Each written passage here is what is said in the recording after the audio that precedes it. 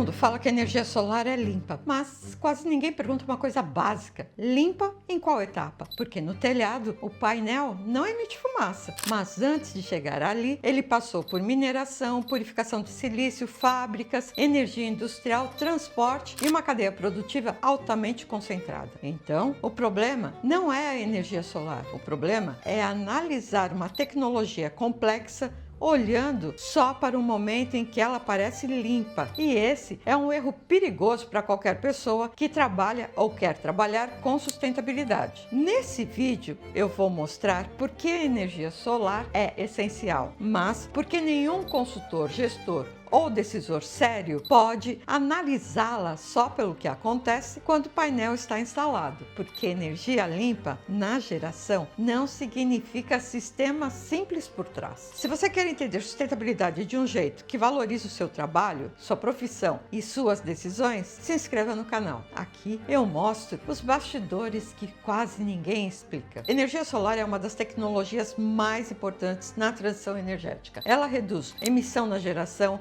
não depende de combustão, pode ser instalada perto do consumo e, em muitos lugares, já é competitiva em custo. Tudo isso é real e tudo isso importa, mas essa é só uma parte da história, porque nenhuma tecnologia existe só no momento em que está funcionando. Toda tecnologia depende de um sistema que a sustenta. E aqui tem uma coisa que muda completamente a conversa. Energia solar não é só instalar painel. Em sistemas de grande escala entram projeto, construção, monitoramento, falhas, segurança, manutenção, conexão com a rede e análise de desempenho. Existe um livro técnico inteiro de Cambridge só sobre problemas, soluções e monitoramento da geração solar. Ou seja, se fosse simples, não precisaria de tanta engenharia. O próprio sumário do livro já mostra o tamanho do sistema, capítulos sobre sistemas solares de grande escala, riscos de segurança, proteção contra falhas, estudos de viabilidade, conexão à rede, custo do projeto, construção, comissionamento e financiamento. Quando alguém olha para um painel solar e vê apenas uma placa no telhado, está vendo só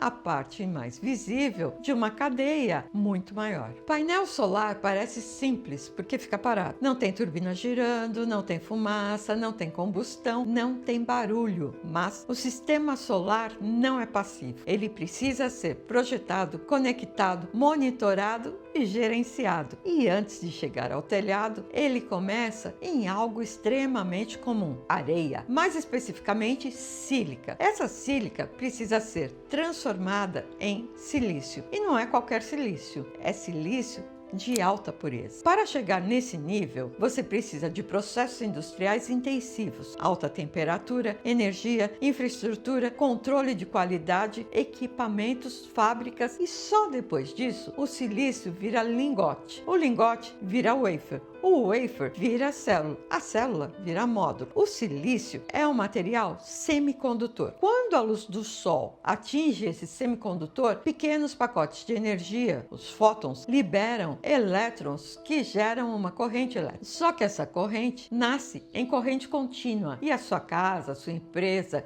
a sua tomada usam corrente alternada. Por isso, o sistema precisa de um inversor, ou seja, o painel não é só aquela placa no sol que você vê nos telhados. Ele é material semicondutor, estrutura metálica, vidro, fiação eletrônica e conversão de energia. E é aqui que a conversa muda, porque se o painel depende de silício, vidro, metal, eletrônica e inversor, então ele também precisa de uma cadeia produtiva. Depende de mineração, de purificação, de indústria, de energia, depende de fornecedores. Então, não basta só olhar para a energia que sai do painel. A gente precisa olhar para tudo que entrou no sistema para ele existir. E no caso da energia solar, isso não é pouco. Agora entra uma camada que quase ninguém discute. Quem controla essa cadeia? Grande parte da produção global de painéis solares está concentrada na China. E não estamos falando só de montagem. Estamos falando de refino, processamento, fabricação, equipamentos, escala industrial. Isso cria uma situação curiosa. A energia solar é vendida como símbolo de automação energética. Em parte, ela pode ser no telhado, como geração própria. Energia solar é vendida como símbolo de autonomia energética. E, em parte, ela pode ser um telhado com geração própria muda a relação de uma cadeia, de uma empresa ou de uma comunidade com energia. Mas, ao mesmo tempo, a cadeia industrial de energia solar pode criar novas dependências. Dependência de fornecedores, de tecnologia, de capacidade produtiva, de uma cadeia global concentrada. E esse é um ponto que um profissional de sustentabilidade precisa enxergar. A energia pode ser descentralizada no uso, mas altamente concentrada na origem. E isso muda a análise, porque uma empresa que instala energia solar não está apenas comprando energia limpa, ela está entrando em uma cadeia.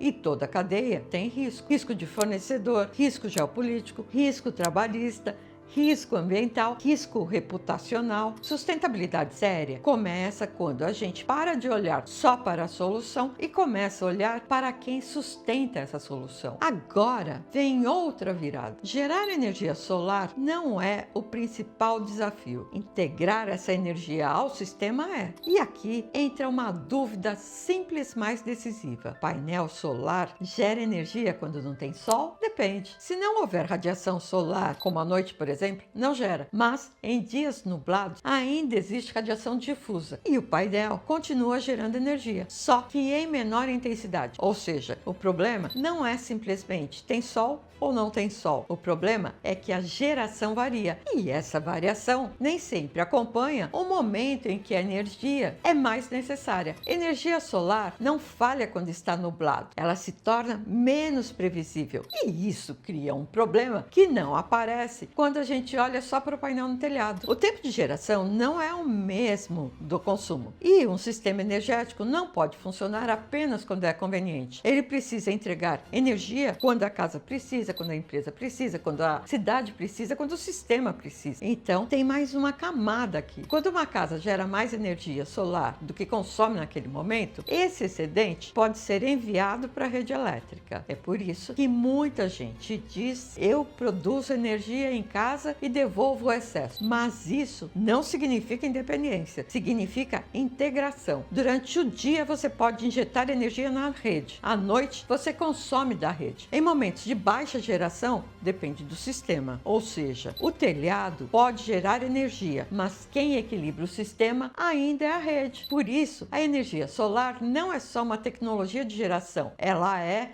uma tecnologia que exige integração. E isso envolve rede elétrica preparada, gestão de carga, outras fontes de apoio, armazenamento. E é aqui que muita gente acha que resolveu. É só usar bateria. Só que bateria não é apenas solução. Bateria é outra cadeia. Mineração, refino, química, infraestrutura, descarte. Tudo aquilo que a gente viu no episódio dos carros elétricos volta aqui. Resolver a intermitência da energia solar não elimina a complexidade. Adiciona mais uma camada ao sistema. Uma solução puxa outra cadeia. E talvez você esteja pensando, mas isso tudo vai melhorar. E sim, a tecnologia está evoluindo. Hoje já existem pesquisas com novos materiais como células torárias, perovskita, promete aumentar a eficiência, reduzir custo e mudar o formato dos painéis. Isso pode melhorar muito a energia solar, mas não cancela a necessidade de diagnóstico. Toda nova tecnologia abre uma nova cadeia. Se o material muda, a cadeia muda. Se a eficiência muda, a escala muda. Se o custo muda, a demanda cresce. E quando a demanda cresce, os impactos também escalam. Inovação não elimina a complexidade, ela desloca a complexidade. Agora, pensa na escala. Um telhado residencial parece pequeno, mas quando a energia solar sai do telhado e vira uma grande usina, estamos falando de grandes áreas ocupadas. Usinas solares ocupam territórios, mudam paisagens, criam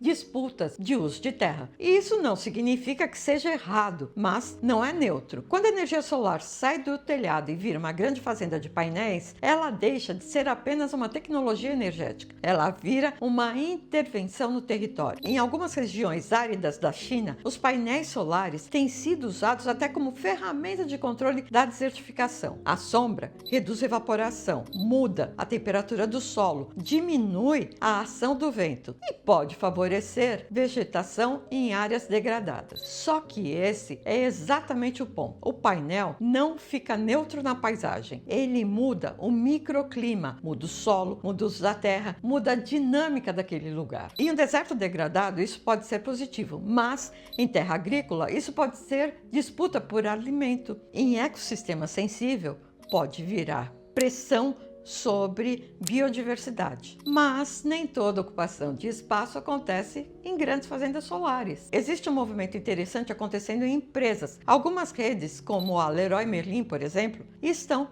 instalando painéis solares em estacionamentos. E isso resolve mais de um problema ao mesmo tempo. Gera energia para a operação da loja, cria sombra para os veículos e utiliza um espaço que já estava impermeabilizado. Mas, mesmo nesses casos, o ponto não muda. Continua sendo uma decisão de sistema, porque envolve investimento, manutenção, integração com a rede, regulação e estratégia energética da empresa. Não é só instalar painel, é decidir como a energia entra no negócio. Então, o debate não é só instalar mais solar, é instalar onde, em que escala, com que desenho territorial e com que governança. Organizações de conservação dos Estados Unidos, por exemplo, já estão discutindo exatamente isso. Como expandir a energia solar sem comprometer áreas agrícolas, biodiversidade e ecossistemas sensíveis? Na prática, o debate deixa de ser apenas sobre gerar energia solar. Ele passa a ser sobre território. Onde instalar, que área ocupar, que uso deslocar e que impacto aceitar.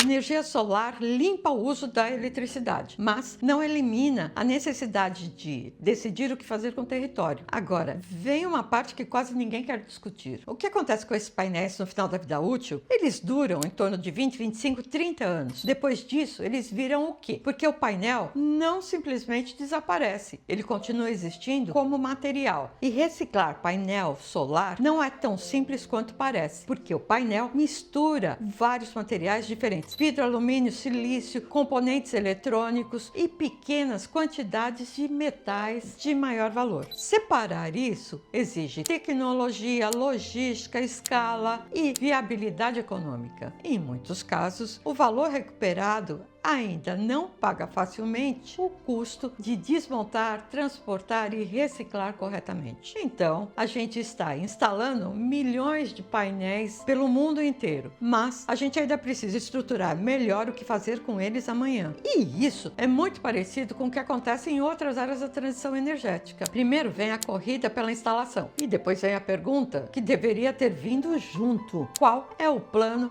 para o fim da vida útil? Porque sustentabilidade não é só colocar uma tecnologia limpa para funcionar, é garantir que o ciclo inteiro faça sentido. E aqui está o ponto central. O erro não é investir em energia solar. O erro é olhar para ela como um produto isolado. Um consultor, um gestor, um decisor precisa olhar para o sistema inteiro: origem, cadeia, energia usada na produção, dependência de fornecedores, infraestrutura, integração com a rede, território, manutenção, fim de vida, reciclagem, regulação. Sustentabilidade não é escolher a solução mais bonita, é entender o sistema que sustenta essa solução. Hoje, o debate sobre energia renovável está ficando cada vez mais polarizado. De um lado, energia solar aparece como a solução perfeita. Do outro, surgem discursos dizendo que tudo isso é exagero, engano ou propaganda. Se você entra em fóruns técnicos, discussões online, comunidades especializadas, você encontra exatamente esse conflito. Gente dizendo que a solução energética está sendo mal explicada, gente dizendo que os custos invisíveis estão sendo ignorados e gente dizendo o contrário, que qualquer crítica já é resistência à mudança. E aqui está o problema: quando a discussão vira é bom ou é ruim, a gente perde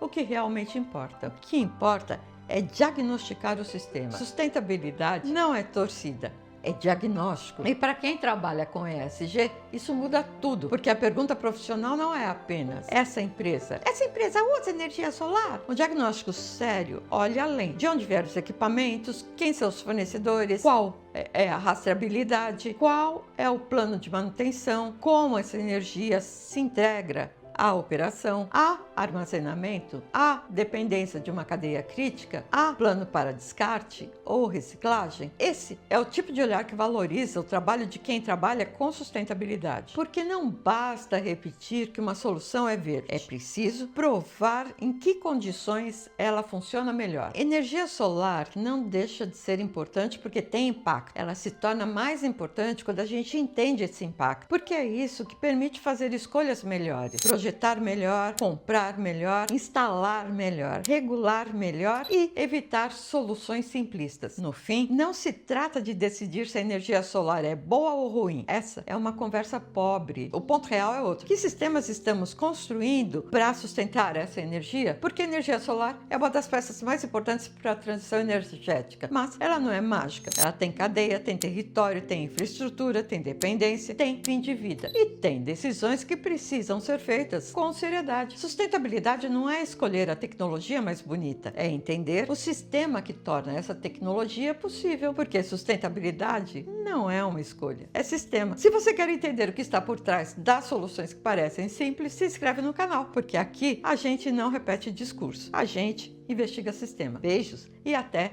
o nosso próximo episódio.